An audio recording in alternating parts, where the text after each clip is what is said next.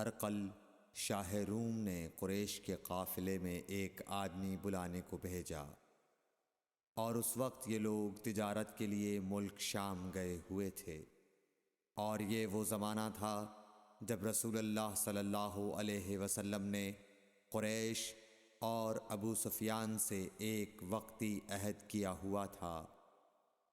جب ابو سفیان اور دوسرے لوگ ہرقل کے پاس ایلیا پہنچے جہاں ہرقل نے دربار طلب کیا تھا، اس کے گرد روم کے بڑے بڑے لوگ، علماء، وزراء و امراء بیٹھے ہوئے تھے۔ ہرقل نے ان کو اور اپنے ترجمان کو بلوایا، پھر ان سے پوچھا کہ تم میں سے کون شخص مدعی رسالت کا زیادہ قریبی عزیز ہے؟ ابو سفیان کہتے ہیں کہ میں بول اٹھا کہ میں اس کا سب سے زیادہ قریبی رشتہ دار ہوں۔ یہ سن کر ہرقل نے حکم دیا کہ اس ابو سفیان کو میرے قریب لا کر بٹھاؤ اور اس کے ساتھیوں کو اس کی پیٹھ کے پیچھے بٹھا دو۔ پھر اپنے ترجمان سے کہا کہ ان لوگوں سے کہہ دو کہ میں ابو سفیان سے اس شخص یعنی محمد صلی اللہ علیہ وسلم کے حالات پوچھتا ہوں، اگر یہ مجھ سے کسی بات میں جھوٹ بول دے تو تم اس کا جھوٹ ظاہر کر دینا۔ ابو سفیان کا قول ہے کہ خدا کی قسم اگر مجھے یہ غیرت نہ آتی کہ یہ لوگ مجھ کو جھٹلائیں گے تو میں آپ صلی اللہ علیہ وسلم کی نسبت ضرور غلط گوئی سے کام لیتا۔ خیر، پہلی بات جو ہرقل نے مجھ سے پوچھی وہ یہ کہ اس شخص کا خاندان تم لوگوں میں کیسا ہے؟ میں نے کہا وہ تو بڑے اونچے عالی نسب والے ہیں۔ کہنے لگا اس سے پہلے بھی کسی نے تم لوگوں میں ایسی بات کہی تھی؟ میں نے کہا نہیں۔ کہنے لگا اچھا اس کے بڑوں میں کوئی بادشاہ ہوا ہے؟ میں نے کہا نہیں۔ پھر اس نے کہا بڑے لوگوں نے اس کی پیروی اختیار کی ہے یا کمزوروں نے؟ میں نے کہا نہیں، کمزوروں نے۔ پھر کہنے لگا اس کے تابعدار روز بڑھتے جاتے ہیں یا کوئی ساتھی پھر بھی جاتا ہے؟ میں نے کہا نہیں۔ کہنے لگا کیا اپنے اس دعوی نبوت سے پہلے کبھی کسی بھی موقع پر اس نے جھوٹ بولا ہے؟ میں نے کہا نہیں، اور اب ہماری اس سے صلح کی ایک مقررہ مدت ٹھہری ہوئی ہے، معلوم نہیں وہ اس میں کیا کرنے والا ہے۔ ابو سفیان کہتے ہیں میں اس بات کے سوا اور کوئی جھوٹ اس گفتگو میں شامل نہ کر سکا۔ ہرقل نے کہا کیا تمہاری اس سے کبھی لڑائی بھی ہوئی ہے؟ ہم نے کہا کہ ہاں۔ بولا پھر تمہاری اور اس کی جنگ کا کیا حال ہوتا ہے؟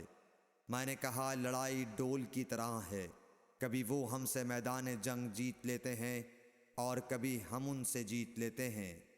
ہرقل نے پوچھا وہ تمہیں کس بات کا حکم دیتا ہے؟ میں نے کہا وہ کہتا ہے کہ صرف ایک اللہ ہی کی عبادت کرو، اس کا کسی کو شریک نہ بناؤ، اور اپنے باپ دادا کی شرک کی باتیں چھوڑ دو، اور ہمیں نماز پڑھنے، سچ بولنے، پرہیزگاری اور صلہ رحمی کا حکم دیتا ہے۔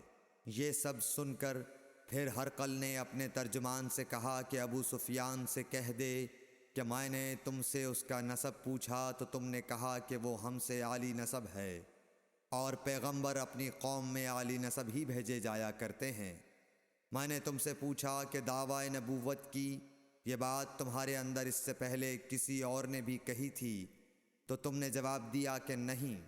تب میں نے اپنے دل میں کہا کہ اگر یہ بات اس سے پہلے کسی اور نے کہی ہوتی تو میں سمجھتا کہ اس شخص نے بھی اسی بات کی تقلید کی ہے جو پہلے کہی جا چکی ہے۔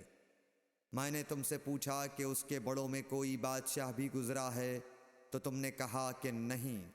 تو میں نے دل میں کہا کہ ان کے بزرگوں میں سے کوئی بادشاہ ہوا ہوگا تو کہہ دوں گا کہ وہ شخص اس بہانے اپنے آباء و اجداد کی بادشاہت اور ان کا ملک دوبارہ حاصل کرنا چاہتا ہے۔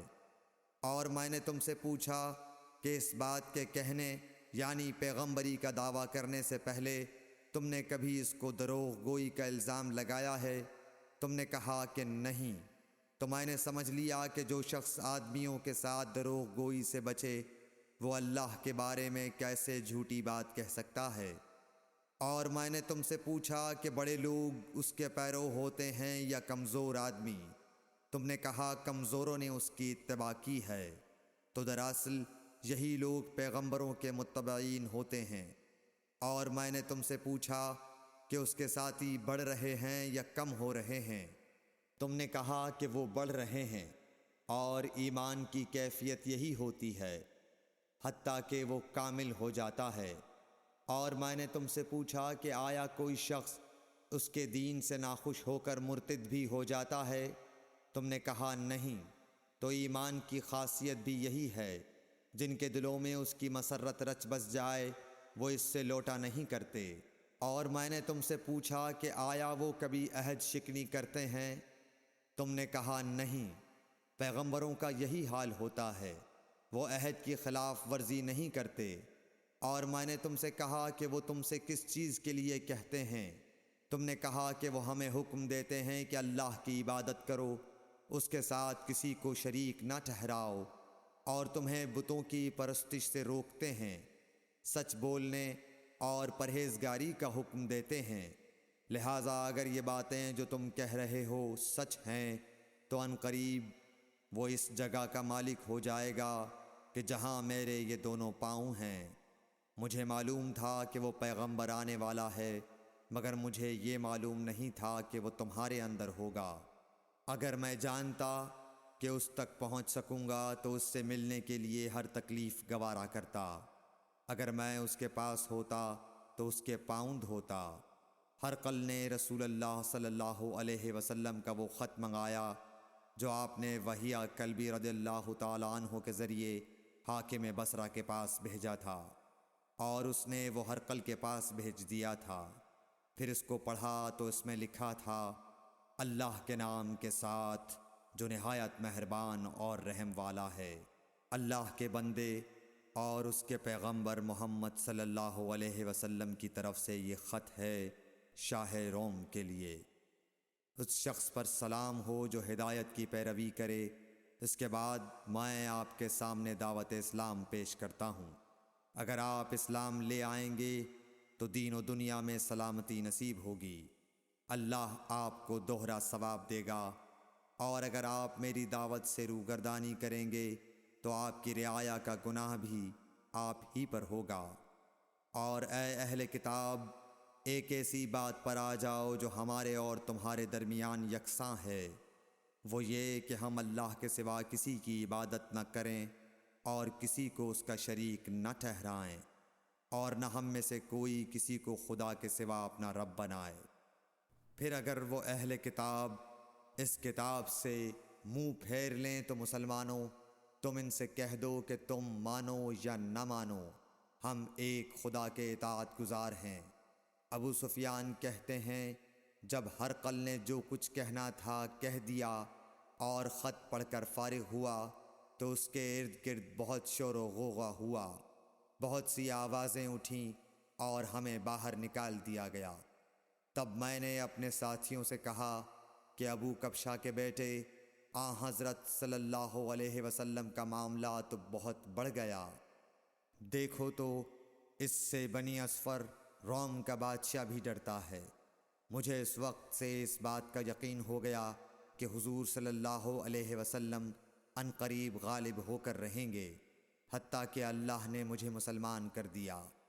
راوی کا بیان ہے کہ ابن ناطور ایلیا کا حاکم ہرقل کا مصاحب اور شام کے نصارہ کا لاٹ پادری بیان کرتا تھا کہ ہرقل جب ایلیا آیا ایک دن صبح کو پریشان اٹھا تو اس کے درباریوں نے دریافت کیا کہ آج ہم آپ کی حالت بدلی ہوئی پاتے ہیں، کیا وجہ ہے؟ ابن ناطور کا بیان ہے کہ ہرقل نجومی تھا، علم نجوم میں وہ پوری مہارت رکھتا تھا۔ اس نے اپنے ہم نشینوں کو بتایا کہ میں نے آج رات ستاروں پر نظر ڈالی تو دیکھا کہ ختنہ کرنے والوں کا بادشاہ ہمارے ملک پر غالب آ گیا ہے۔ بھلا اس زمانے میں کون لوگ ختنہ کرتے ہیں؟ انہوں نے کہا کہ یہود کے سوا کوئی ختنہ نہیں کرتا، سو ان کی وجہ سے پریشان نہ ہوں۔ سلطنت کے تمام شہروں میں یہ حکم لکھ بھیجیے کہ وہاں جتنے یہودی ہوں سب قتل کر دیے جائیں۔ وہ لوگ انہی باتوں میں مشغول تھے کہ ہرقل کے پاس ایک آدمی لایا گیا جسے شاہ غسان نے بھیجا تھا۔ اس نے رسول اللہ صلی اللہ علیہ وسلم کے حالات بیان کیے۔ جب ہرقل نے سارے حالات سن لیے تو کہا کہ جا کر دیکھو وہ ختنہ کیے ہوئے ہے یا نہیں۔ انہوں نے اسے دیکھا تو بتلایا کہ وہ ختنہ کیا ہوا ہے۔ ہرقل نے جب اس شخص سے عرب کے بارے میں پوچھا تو اس نے بتلایا کہ وہ ختنہ کرتے ہیں۔ تب ہرقل نے کہا کہ یہی محمد صلی اللہ علیہ وسلم اس امت کے بادشاہ ہیں جو پیدا ہو چکے ہیں۔ پھر اس نے اپنے ایک دوست کو رومیہ خط لکھا اور وہ بھی علم نجوم میں ہرقل کی طرح ماہر تھا۔ پھر وہاں سے ہرقل حمص چلا گیا۔ ابھی حمص سے نکلا نہیں تھا کہ اس کے دوست کا خط اس کے جواب میں آ گیا۔ اس کی رائے بھی حضور صلی اللہ علیہ وسلم کے ظہور کے بارے میں ہرقل کے موافق تھی کہ محمد صلی اللہ علیہ وسلم واقعی پیغمبر ہیں۔ اس کے بعد ہرقل نے روم کے بڑے آدمیوں کو اپنے حمص کے محل میں طلب کیا اور اس کے حکم سے محل کے دروازے بند کر لیے گئے۔ پھر وہ اپنے خاص محل سے باہر آیا اور کہا، اے روم والو، کیا ہدایت اور کامیابی میں کچھ حصہ تمہارے لیے بھی ہے؟ اگر تم اپنی سلطنت کی بقا چاہتے ہو تو پھر اس نبی صلی اللہ علیہ وسلم کی بیعت کر لو اور مسلمان ہو جاؤ۔ یہ سننا تھا کہ پھر لوگ وحشی گدھوں کی طرح دروازوں کی طرف دوڑے مگر انہیں بند پایا۔ آخر جب ہرقل نے اس بات سے ان کی یہ نفرت دیکھی اور ان کے ایمان لانے سے مایوس ہو گیا تو کہنے لگا کہ ان لوگوں کو میرے پاس لاؤ۔ جب وہ دوبارہ آئے تو اس نے کہا، میں نے جو بات کہی تھی اس سے تمہاری دینی پختگی کی آزمائش مقصود تھی، سو وہ میں نے دیکھ لی۔ تب یہ بات سن کر وہ سب کے سب اس کے سامنے سجدے میں گر پڑے اور اس سے خوش ہو گئے۔ بالآخر ہرقل کی آخری حالت یہی رہی۔ صحیح بخاری حدیث نمبر 7۔